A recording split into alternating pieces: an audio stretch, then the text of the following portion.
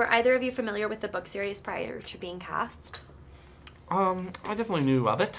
I remember going to Scholastic book fairs and picking up books that were similar to this, but I think I may have missed it. Either I missed it time-wise, or they just didn't make it up to Canada in time for me. But I would have loved these books as a kid. This predated me a little bit, but I knew about the series through friends and, their kids and nieces and nephews, and so I was familiar with it. Yeah. Great. And Thomas, do you have a friendship in real life like the one George and Harold have? IRL?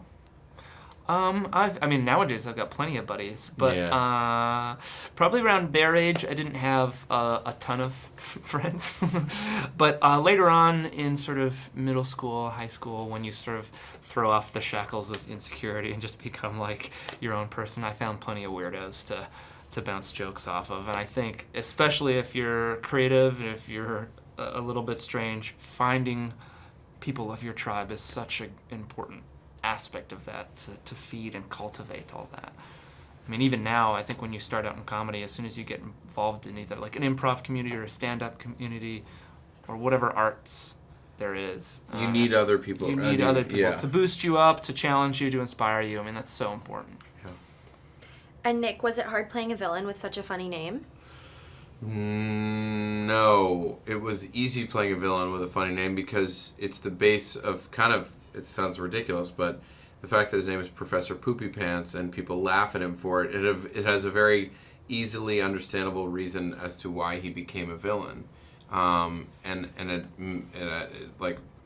if I'm going to speak seriously about playing Professor Poopy Pants and Captain Underpants, it really helps give your character a reason for his actions if you know why he's acting the way he is, and it's because people made fun of his name. He's raison d'être. Le raison d'être. The power of friendship is a central theme in the film. What do you think parents and kids can take away from the movie? Abandon your friends, climb the social ladder at all costs. Yeah. And in the end, aspire to make a lot of money, and only money. I think that's the basic. That would be that. I think that's the moral of it. Close. If I'm not there, I'm pretty close. sure that's what the talking points said. But I think it's the goal is, you create good friendships, find people you like to play with, and then don't take yourself too seriously, but try not to be mean to other people. Yeah.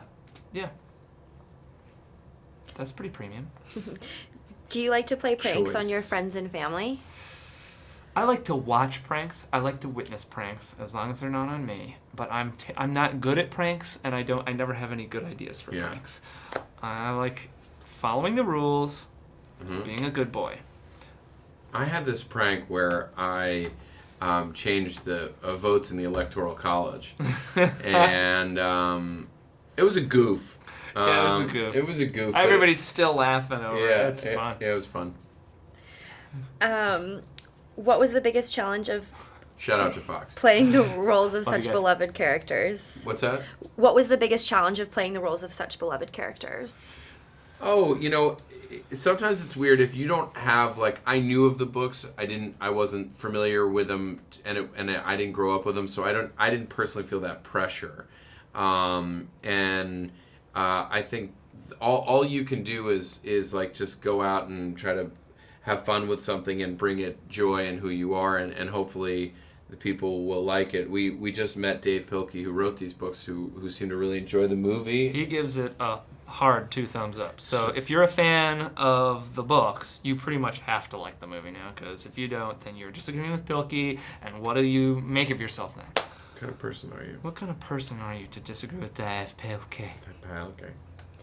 And last question, were either of you able to improvise some of your lines? Mm-hmm. You could say that.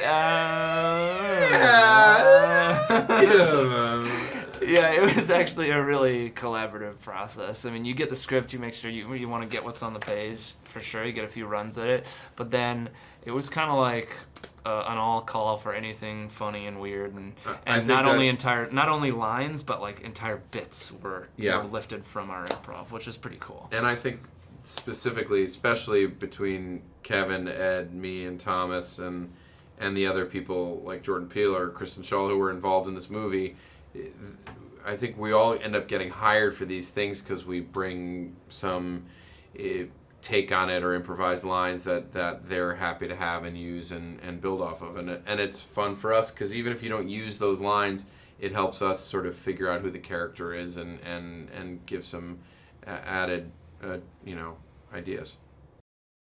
Hey, Lisa here. I just love animated movies. What about you? 2016 has seen some great titles released, but 2017 is also looking awesome for animated movie lovers. Films with a family theme are a fantastic way to appeal to almost every audience. And with technology advancing by the minute, all of the big 6 film studios are succumbing to the animation temptation.